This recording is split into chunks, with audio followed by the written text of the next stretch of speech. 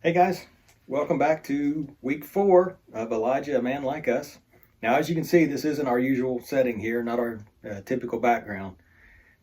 Through some wisdom and, of course, some caution, we're going to stay away from the church for a couple days. So, tonight I am coming to you live from Joe Biden's basement. It's actually not bad digs around here. Trump and Biden are actually in the next room arguing about everything. So, since we had a few minutes, I figured we would film from in here. Now, if you remember last week, we left you on a cliffhanger. We left you with the words, Elijah fled. Now, Elijah was on top of Mount Carmel. He'd seen fire, he'd seen rain. He'd called for both. So he comes down off Mount Carmel after he takes care of the prophets of Baal. He's opened everybody's eyes to Yahweh worship and Baal worship are two different things and they can't coincide. That should be the start of a 2-month revival right there, with an offering taken at every meeting, just for you Church of God folks.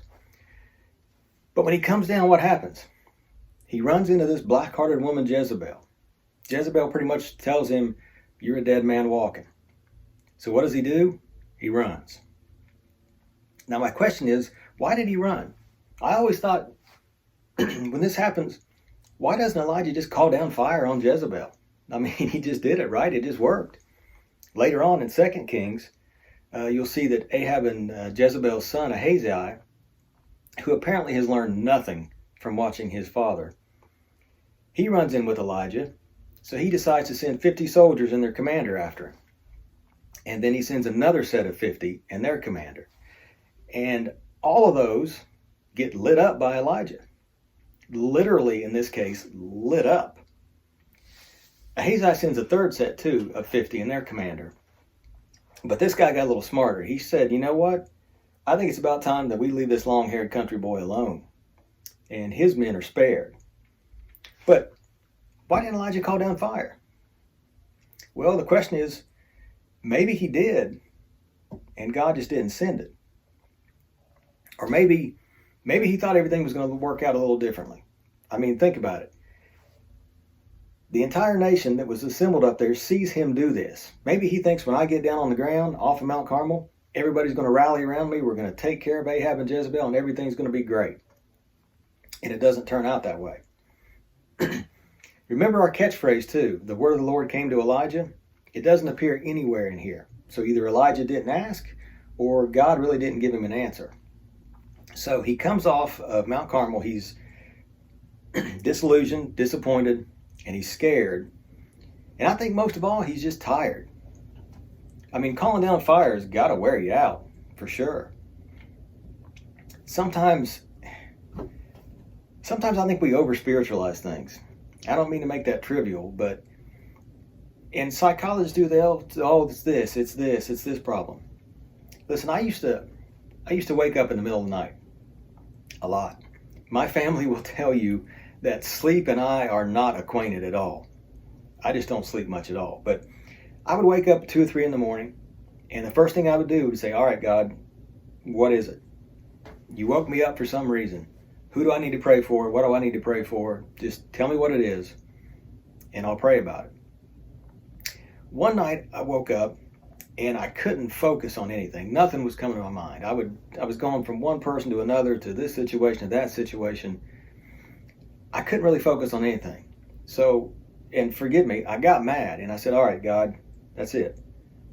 Whatever the problem is, I don't know what it is, so you're going to have to deal with it. And then I rolled over and went to sleep, and I slept the rest of the night. It was great. Sometimes, now not all the times, but sometimes I think the most spiritual thing you can do is give it to God and then go to sleep. It worked, okay? Now, Elijah's worn out by this point, and God understands that. Okay, Elijah goes, he hides under the tree. Oh, I'm no better than my ancestors. Gloom, despair, agony on me. Lord, just take my life. All right. Now, have you ever gotten tired and you say something that you don't really mean? Okay. I think this is what's happening here. Elijah's just completely shot, and God understands that. If you notice in the story, there's no lecture from God. to Elijah. There's no anger from God. What does God do? Elijah says his piece and God just lets him sleep. And then the only thing that God really sends to him, he doesn't send a lecture or anger. He doesn't slap him on the head and say, "What are you doing, man? Get up." No, what's he do? He sends an angel with food. I think that's the first use of angel food cake in the Bible. And it's gone on from there. Not to mention, that's probably the first ever in the history of the world DoorDash, which I wonder, how much do you think you have to tip an angel when they bring you food? It's got to be pretty steep. I mean, that's a long travel for an angel. Not like he's coming from, just down the road. Anyway, Elijah must have tipped him pretty good, because the angel comes back the next day with more food. And the angel tells him, "You got to eat this because you've got a journey coming, and this has to fulfill you for that journey."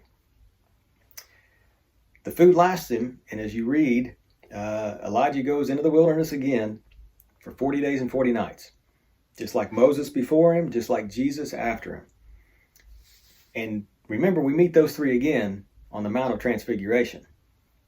Would you like to eavesdrop on that conversation? Can you imagine what they were talking about? You got Moses, you got Elijah, and you got Jesus. That had to be a pretty good conversation. Judging from what we know about Elijah, he's probably talking trash the whole time. I mean, you can just tell him, he looks at Moses and he said, "You parted the Red Sea? Brother, did you miss me calling down fire? I called down fire 3 times. Moses, of course, replies, "Hey, anybody can burn a steak, buddy." Jesus probably stepped in and said, "All right, fellas, listen. I walked on the water. I sent the fire. That's enough." Now, Elijah spends 40 days traveling through the wilderness, 40 days and 40 nights. Can you imagine what he was thinking about over those 40 days? It's pretty much just him and God. He probably had all kinds of thoughts. Do you think he felt like he failed? Remember, Ahab and Jezebel are still in power. He probably thought, my whole purpose here is to get rid of the guys from Baal and to get Ahab and Jezebel out of power so we can turn this country around. You think he felt like he wasted his time? Has this ever happened to us? You ever felt like that you've wasted your time or that you failed at something? Let's say you walk into church one day and you find out that you've just been volunteered to run the church bake sale. Yay me. So you spend the next few weeks and months, you organize, you inspire, you plan, you try to keep everything going, you try to make sure all the things are there. You try to make sure that Miss Mabel doesn't get upset because somebody who's been coming to church for 6 weeks is going to make the same dessert that she's been making for 30 years. And that's kind of her trademark. It's a big job. The day comes, you've got all the tables set up, you've got all the tents set up, everybody's there, everything gets done, boom, boom, boom, like that, and it's over, all of a sudden. Then you start looking at the end of the day and you're like, wait a minute, we didn't make as much as I thought we were going to make. We didn't make as much as we made last year. Sweet Miss Mabel is mad about whatever, and at the end of the day you think, man, this is all my fault. And then the phone calls will start between people too. So you think it's all your fault and that you feel all alone. Well, Elijah felt that way too. But God's way of correcting Elijah and us, but in this case Elijah, was to bring him to a place of revelation. You can't have revival without first having a revelation. God brings Elijah to this quiet place. We got to get to the quiet place. Maybe it's time for the church just to be quiet. In Elijah's case, this place, we got to get to the quiet place where we can hear his voice through the storms that swirl around us, trying to steal our peace and our joy. We have to hear his voice through the earthquake that just pops up and hits our lives out of nowhere. And we have to hear his voice through the fires that try to consume us every day. That's the quiet place.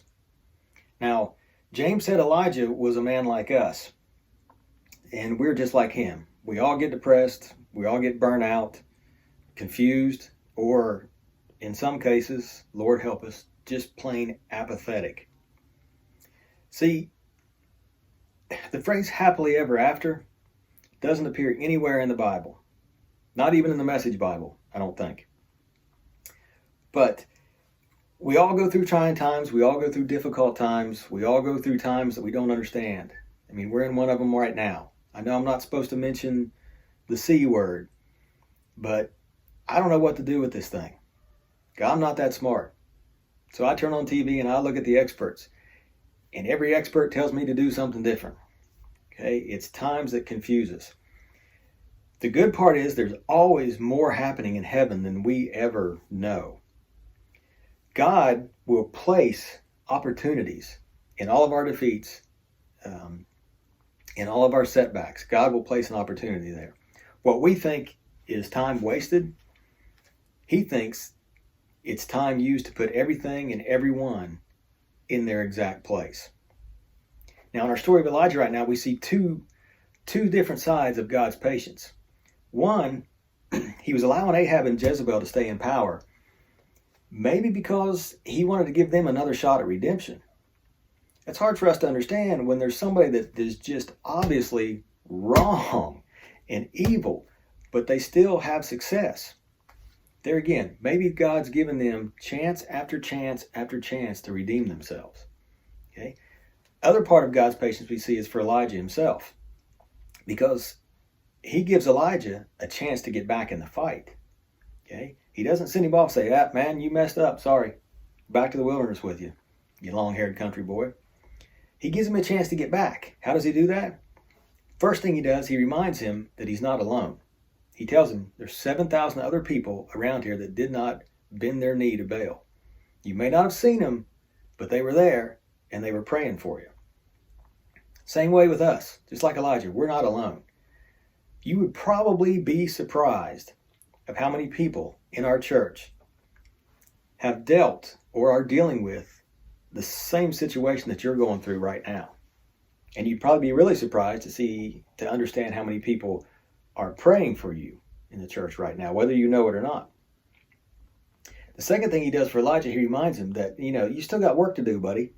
Okay? There's 2 kings you got to anoint.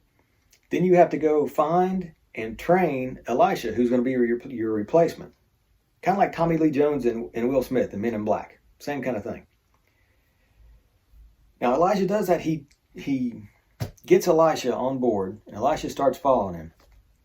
And then Elijah kind of disappears for a while. 5 or 6 years go by, depending on which book you're reading and all that. 5 or 6 years go by. We don't hear anything from Elijah.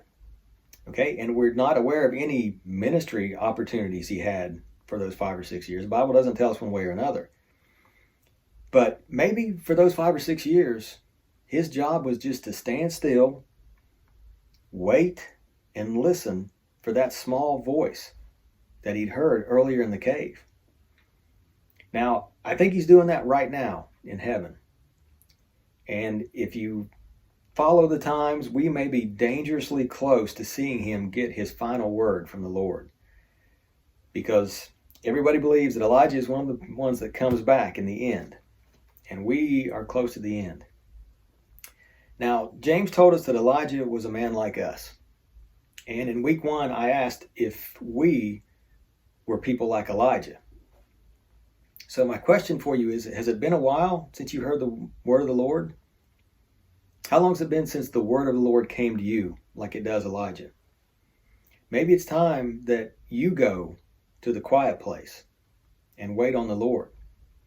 Hopefully, He'll send you to your living room or Joe Biden's basement and not a cave like Elijah had to go to. But maybe it's time that we forget about the storms and we all just get quiet as a church. Now, I want to thank everyone for putting up with me for all 4 weeks. Those of you that came out to church, those of you who watched on Facebook, I appreciate it. Do me a favor. If you can find this book, it's called Elijah, A Man Like Us by David Roper. There we go. If you can find that book, used copy, new copy, whatever, I know you can get it as an ebook. You need to buy this book and you need to read it because it's a really great book, and I know I didn't do it justice over the last 4 weeks. Now, when it comes to the other book, The Works of Josephus, just get the Cliff Notes on that one. Seriously, you'll be better off. A lot better off.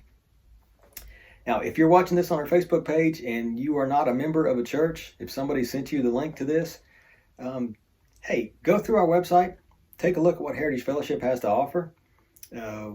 We would love for you to visit with us, worship with us, and maybe call us your home church. So, folks, thanks again. Hope you have a great night.